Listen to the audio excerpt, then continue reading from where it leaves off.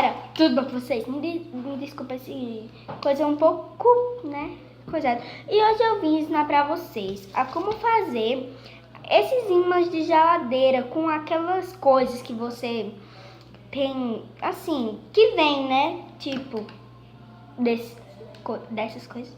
Desse então, imã. E os materiais necessários são... Adesivo. Não, adesivo. Coisinhas para decorar. Tesoura. Folha sulfite e tesoura. Cola branca e o seu imã de geladeira. E também de uma canetinha para você tirar o molde. Então, vocês vão começar tirando o molde, né? Né, Kelvin?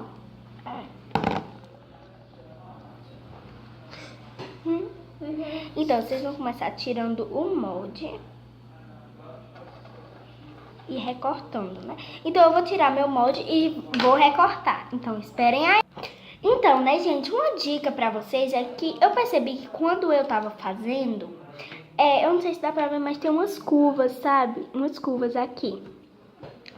Aí, o melhor pra mim foi colar ele por cima do papel e depois recortar, porque aí saiu bem mais... É que eu estraguei o vídeo da minha irmã, gente.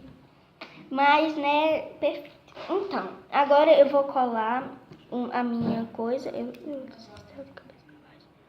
Pronto. Que é uma frase em inglês. E eu não vou dizer porque eu não sei, né? Então, né, gente?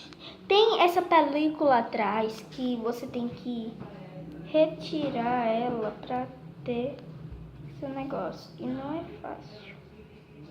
Então, pronto, tirei. E na caminha para a minha cachorrinha, que vai chegar logo, hein, gente?